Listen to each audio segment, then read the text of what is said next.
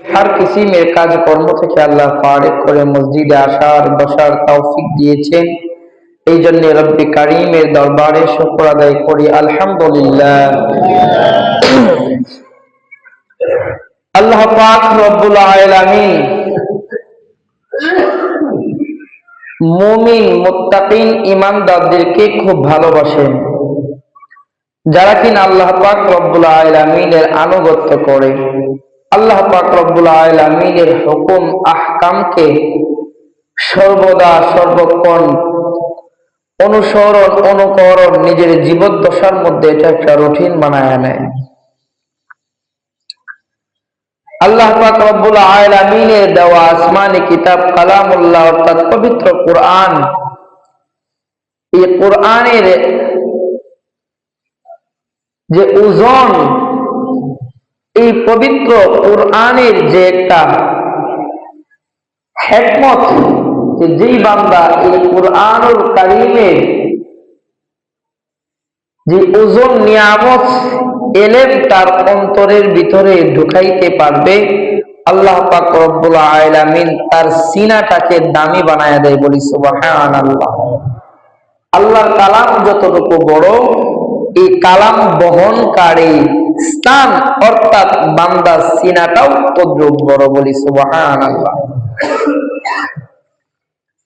আসমানি ইলমের পাওয়ার একরকম, আসমানি ইলমের জ্ঞানের চর্চা একরকম, দুনিয়ার ইলমের জ্ঞানের চর্চা আরেক রকম।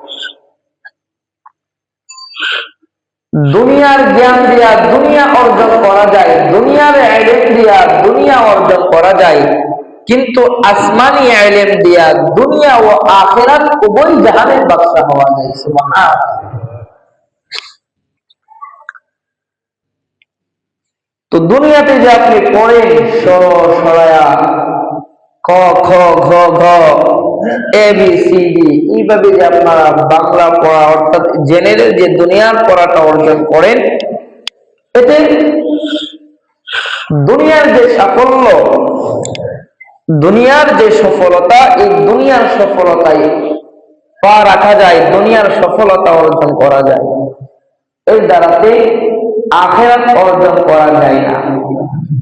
হ্যাঁ, যদি আপনি আল্লাহর দেওয়া হুকুম আহকামের উপরে নিজের জীবনকে পরিচালনা করেন, অবশ্যই আপনি আল্লাহ পাক রব্বুল আলামিনের মাহবুব বান্দা হয়ে যাবেন।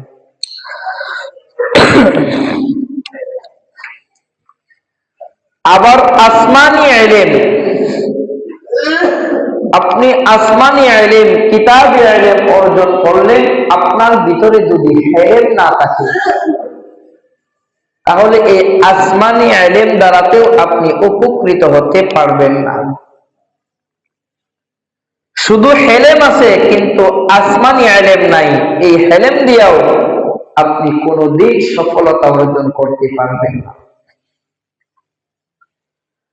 আপনি আসমানি ইলম কিতাবি ইলম আপনি অর্জন করলেন, যে আপনি ইলম অর্জন করছেন যে ওযুর ফরজ 4টি, আপনি ইলম অর্জন করছেন যে ওযুর ফরজ 4টি, এটা জানাটা হলো একটা ইলম। যে ওযুর ফরজ গুলো যদি আপনি আদায় না করেন তাহলে আপনার ওযু হবে না, ওযু যদি না হয় তাহলে আপনি পাক পবিত্রতাও অর্জন করতে পারবেন না, আর আপনি যদি পবিত্র না হন আপনার দ্বারাতে কোনো ইবাদতও হবে না। আপনি ইলমের দ্বারাতে ইলম শিখছেন, ওযুর ফরজ 4টি, এবার ইলমের দরকার আছে যে ওযুর ফরজ যে 4টি, এই ওযুর ফরজ গুলো কি আপনি আপনার ইলমের জ্ঞান দিয়া সেটাকে বিশ্লেষণ করতে হবে। ওযু কি আগে হাত ধুতে হয়? হাত ধোয়াটা কি ফরজ? ওযু কি আগে পা ধুতে হয় না আগে মুখ ধুতে হয়? কোনটা সুন্নত কোনটা ফরজ সেটা আপনাকে ইলমের দ্বারাতে বিশ্লেষণ করতে হবে। ওযুর ফরজ 4টি, অনেকেই কি যদি আমি যদি এখন জিজ্ঞাসা করি, অনেকেই জানবেন না যে ওযুর ফরজ 4টি কি কি। যদি অনেক সবাইকে যদি জিজ্ঞাসা করি, অনেকজন দেখবে যে আমরা স্বাভাবিকভাবে যেরকম আগে হাত ধুই, এরপরে কুলি করি, এরপর নাকে নরম জায়গায় পানি দিই, এটাই মনে হয় অজুর ফরজ হবে, কিন্তু না। অজুর যে চারটা ফরজ, চারটা ফরজের প্রথম নাম্বারটা হলো সমস্ত মুখমণ্ডল ধৌত করা। তো অজুর ফরজের চারটা ফরজের প্রথম ফরজ যদি মুখমণ্ডল, মুখ ধুইতে হয়, তাহলে আমরা তো প্রথমেই অজুর ফরজের মধ্যে হাত খিরাই করি, হাত ধোয়া কি, আমরা তো এরপরে খুলি করি, তিনবার খুলি করি, তিনবার নাকে নরম জায়গায় পানি দেই। এই প্রশ্নগুলো কিন্তু আমাদের মধ্যে থেকে যায়। অজুর চার ফরজের প্রথম নাম্বার ফরজ হলো সমস্ত মুখ ধৌত করা, দ্বিতীয় নাম্বার ফরজ হলো দোনো হাতের কোনই সহ ধৌত করা, নাম্বার 3 মাথা মাসেহ করা। আমার এক লোকে, আমি যখন চাপ করে থাকি, এক লোকে আমার অজুর ফরজ শোনাইছিল, তখন উনি বলতেছে যে সমস্ত মুখ ধোয়া, দুই হাতের কোন সহ ধোয়া, মাথা, উনি মনে করেন যে আপনার এরকম মাসেজ না বলে বলছে মেসেজ করা। তাহলে 3 নাম্বার হলো মাথা মাসেজ করা, আর 4 নাম্বার হলো আপনার দোনো পায়ের কোনই সহ ধোয়া,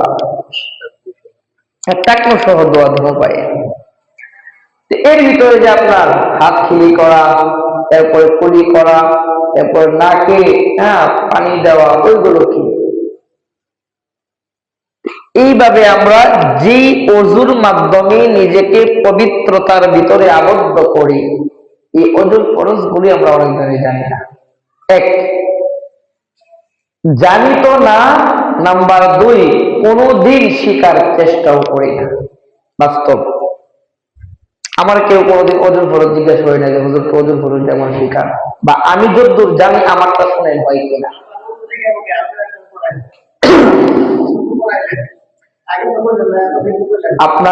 আপনারা কি পারেন না পারেন সেটাকে আমি জানি।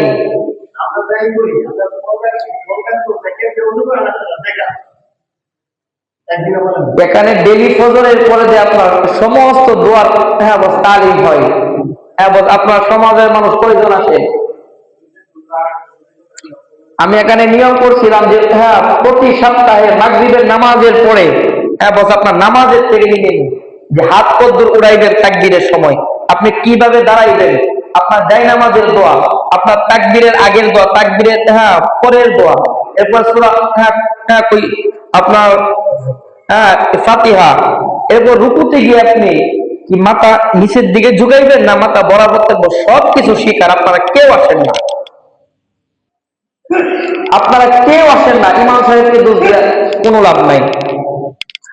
আজকে যে জুমার দিন ফজরের নামাজ কে কে পড়ছেন, এই কথারই উত্তর নেই।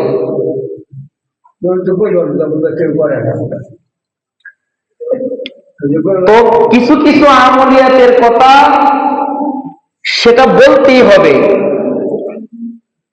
ওই জিনিসগুলো আপনাদের জানার দরকার। তো আসমানি ইলমের যে পাশাপাশি আপনাকে ইলমও অর্জন করতে হবে। আপনি ইলম জানেন, এই ইলমকে সঠিক পথে পরিচালনা করার জন্য আপনাকে ইলম দরকার হবে। তো আল্লাহ পাক রব্বুল আলামিন যে বিধি বিধানগুলো, যে নিয়ম কানুনগুলো দিয়েছেন, এই বিধি বিধানগুলো, নিয়ম কানুন কিভাবে আমরা পালন করব, কোন পদ্ধতিতে আমরা আদায় করব, ওই জিনিসগুলো আমাদেরকে জানা অতীবই জরুরি। আমি যদি না জানি, তো ওই বিধি বিধানগুলো শিকার আমার পন্থায় আছে। যে আমি সরু সরায়া ক খ এবিসিডি শিকার জন্য আমি স্কুলে যাই, আলিফ বা তা তা জিম এরকম আমি শিকার জন্য আমি মাদ্রাসায় যাই। তো আমরা যারা বয়স হয়ে গিয়েছে, মুরব্বী, এখন আমরা স্কুলে গেলেও শরম পাই, মাদ্রাসায় গেলেও আমরা শরম পাই। তো এই অনুসারে আমরা মসজিদের ইমাম সাহেবের কাছে শিখব। আপনারা আসছেন, ইমাম সাহেব আপনাদেরকে এই শিখাই নাই, বা আপনারা মনে করেন যে কোনো দিন আসছেন যে হুজুর আমাকে এই সুরাটা শিখান, ইমাম সাহেব বলতে ভাই সময় নাই, এই কথা আপনারা কোনোদিন বলতে পারবেন না। ইমাম সাহেব 24 ঘন্টায় মসজিদের ভিতরে। তো এই জিনিসগুলা আপনার দরকার, আমার দরকার না। আপনার যে জিনিসটা দরকার, আপনার যদি তরকারি রান্না করার জন্য যদি লবণ দরকার হয়, আপনি তৎক্ষণাৎ বাজার থেকে লবণ সংগ্রহ করেন। আপনি নামাজের জন্য যদি অজুর দরকার হয়, আর অজু করার জন্য যদি অজুর ফরজ গুলো, সুন্নত গুলো যদি আপনার জানার দরকার হয়, নিজেকে পবিত্রতার ভিতরে আবদ্ধ করার জন্য, অবশ্যই আপনি আগ্রহ দেখে ইমাম সাহেবের কাছে আসবেন।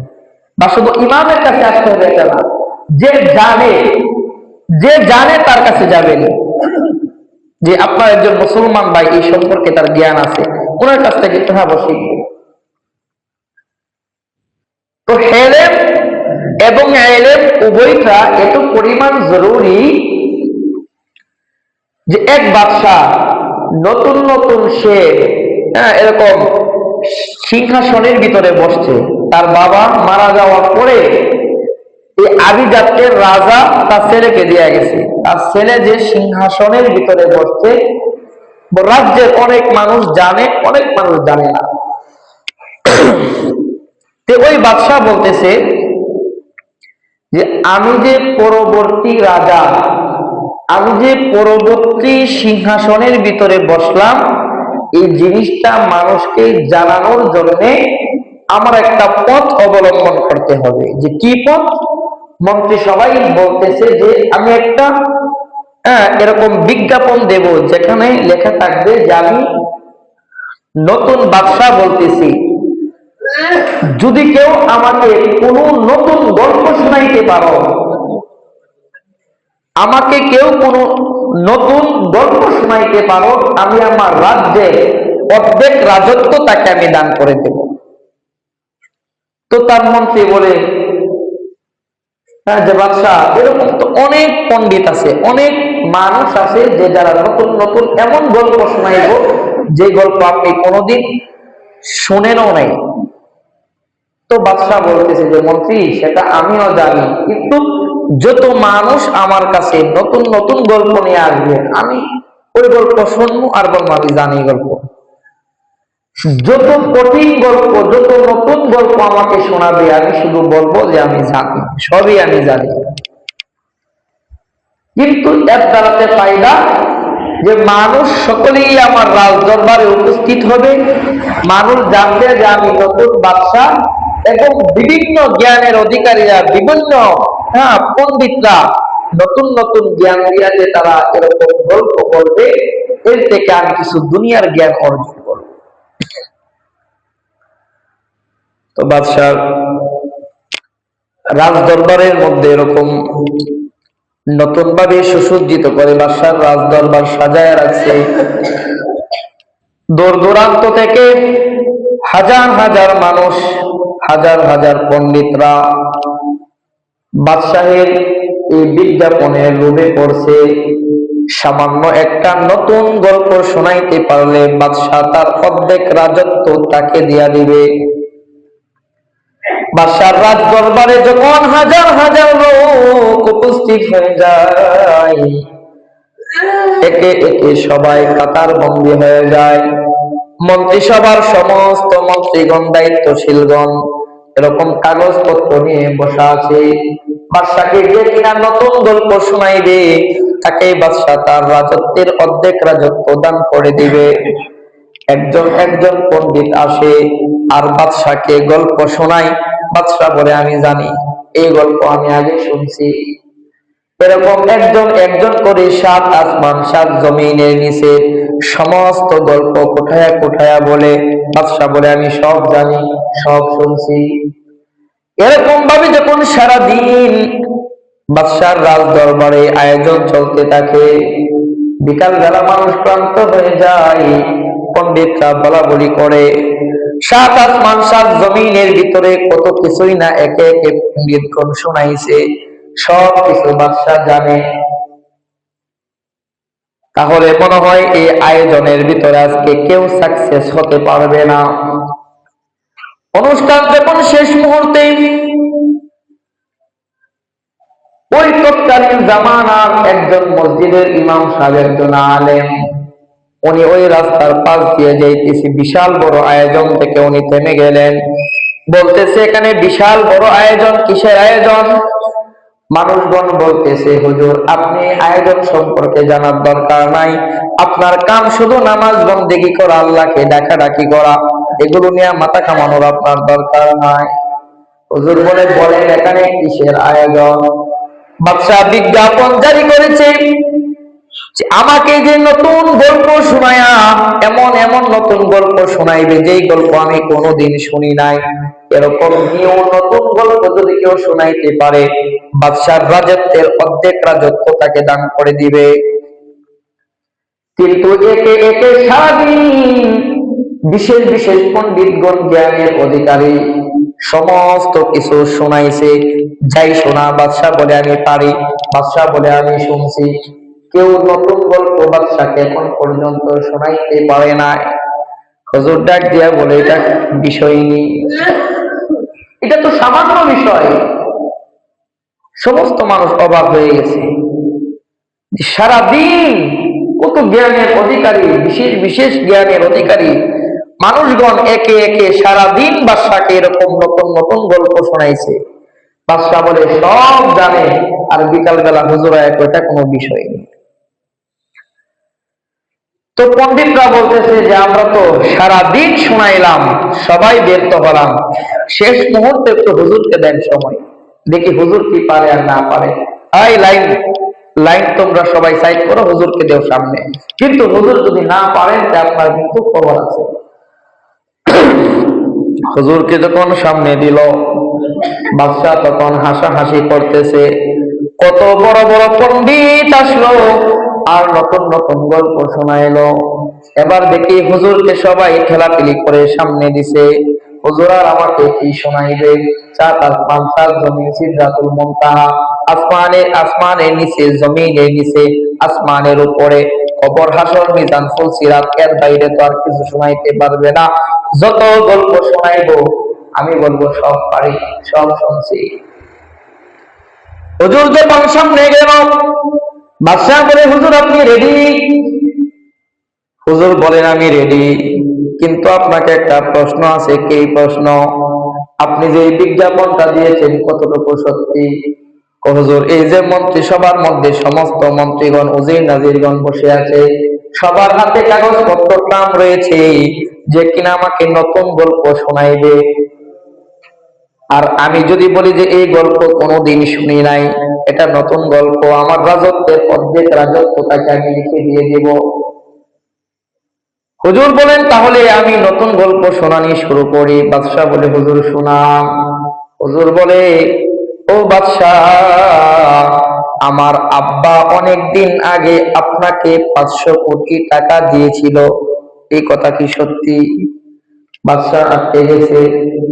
যদি বলে যে হ্যাঁ 500 কোটি টাকা দিয়েছিল, তাহলে হুজুর বলবে দেন, টাকাটা দেন। আর যদি বলে যে না, তাহলে না বললেই তো এই গল্পটা নতুন হয়ে যাবে, তাহলে রাজত্বের অর্ধেক রাজত্ব তাকে দিয়া দাও। বাদশাহ আটকে গেল। মন্ত্রিসভার সবাই অবাক হয়ে গেল। পণ্ডিতগণ, বড় বড় উজিরগণ, নাজিরগণ, পণ্ডিতগণ অবাক হয়ে গেল। সারাদিন কত বড় বড় কত ইতিহাসের গল্প শোনাইলাম, হুজুর সামান্য দুনিয়ার হেলেম দিয়া বাদশাকে আটকায়া দিল। হুজুর বলে, আমার বাবা আপনাকে 500 কোটি টাকা দিয়েছিল, কথাটা যদি সত্যি হয় আপনি জানেন, তাহলে 500 কোটি টাকা দেন। আর যদি বলেন যে না সেটা আমি জানি না, সেটা আমি শুনিও নাই, তাহলে নতুন গল্প, তাহলে বাদশাহীর অর্ধেক বাদশাহী আমাকে আপনি লিখে দেন। দুইটার মধ্যে যেটাই দেন আমাকে দিতে পারেন। হুজুর আটকে, বাদশাহ আটকে গেল। এবার বাদশাহ থমকে গেল। পুরা রাজদরবারের মধ্যে বলে, হে পণ্ডিতগণ, তোমরা তো দুনিয়ার এলেম অর্জন করছো, দুনিয়ার শিক্ষা অর্জন করছো, তার সাথে তোমরা যে দুনিয়ার এলেম অর্জন করছো, এই দুনিয়ার এলেমের সাথে কোনো আসমানি এলেম নাই, যার কারণে উভয় সমৃদ্ধে আমি বাদশাকে আটকাইতে পারো না। কিন্তু হুজুরকে যদিও তুমি সামান্য মনে করো, সে আসমানি এলেমের সাথে দুনিয়ার এলেমও অর্জন করছে। যদিও আমি নিজেকে পণ্ডিত মনে করে সারাদিন এরকম জানি জানি করছি, কিন্তু হুজুর আসমানি এলেম ও দুনিয়ার এলেম দ্বারা এক কথাতে আমি বাদশাহকে চুপ করাইয়া দিছে। এই জন্য দুনিয়ার হেলেমের পাশাপাশি আসমানি এলেমকে আপনাকে জানতে হবে। আপনি জানেন নামাজ ভঙ্গের কারণ 19টি। আপনি শিখছেন নামাজ ভঙ্গের কারণ 19টি আসমানি এলেম, সেটাকে দুনিয়ার এলেম দিয়া জাস্টিফাই করতে হবে এই 19টি কারণ কি কি। আপনি জানেন নামাজের ভিতরে এবং বাহিরে 13 ফরজ। আসমানি ইলম 13 ফরজ কি কি, কোন কানুনগুলো, সেটিকে জাস্টিফাই করার জন্য দুনিয়ার ইলম, দুনিয়ার জ্ঞান আপনাকে খরচ করতে হবে। দুনিয়ার জ্ঞান দিয়ে আপনাকে বিশ্লেষণ করতে হবে যে নামাজের ভিতরে এবং বাহিরে 13 ফরজ কি। এই জন্য আসমানি ইলম যদি অল্প জানেন, তার সাথে যদি দুনিয়ার ইলম মিশ্রিত থাকে, এই অল্প আমলও যদি আপনার ইয়াকিনের সাথে ইখলাসের সাথে হয়, তে আখলিস দীনাকা ইয়াকফিকাল আমালুল কলিল। বান্দার ঈমান যদি সঠিক হয়, বান্দার ঈমান যদি তাকওয়া থাকে, তাহলে অল্প আমলে আল্লাহ বান্দাকে নাজাতের ফয়সালা করে দিবে। বলি সুবহানাল্লাহ। এই জন্যে আমাকে যে মহাকাব্য গ্রন্থ সব মুখস্থ করতে হবে এটা কিন্তু না। খায়রুকুম মান তাআল্লামাল কুরআনা ওয়া আল্লামা, যে তোমাদের মধ্যে সর্বোত্তম ওই ব্যক্তি যিনি কোরআন মাজিদ শিক্ষা করে এবং অপরকে শিক্ষা দেয়। এই জন্যে দ্বীনি ইলম আমি যতটুকু জানি, তদ্রূপ আমি চেষ্টা করব আমি আমার ভাইকে আমার শিক্ষা যে ইলমটা, ওই ইলমটা তার সিনাই দেওয়ার জন্য। আমরা অল্প কিছু জানি, সামান্য সরিষার দানা তুমতুল্য আমি জানি, এর উপর যদি আমরা আমল করা শিখি, আল্লাহ পাক রব্বুল আলামিন ইখলাসের কারণে আমাকে আপনাকে নাজাতের জরিয়া বানায়া দিবে। বলি সুবহানাল্লাহ। এই জন্য আমরা আসমানি ইলমের পাশাপাশি দুনিয়ার ইলম দিয়া নিজের জীবনকে সঠিক পন্থায় পরিচালনা করার তৌফিক দান করেন বলি আমিন। এবং আমরা যেন যতটুকু আমি জানি এর উপরে যেন আমরা ইখলাসের সাথে আমল করতে পারি, ইয়াকিনের সাথে ঈমানের সাথে যেন আমরা আপনার জীবনকে পরিচালনা করতে পারি। আল্লাহ পাক রব্বুল আলামিন আমাদের সবাইকে সেই তৌফিক দান করেন বলি আমিন। ওয়া আখিরু দাওয়ানা আলহামদুলিল্লাহি রাব্বিল আলামিন। আমরা যারা সুন্নাত পড়ি না, চার রাকাত সুন্নাত আদায় করি না।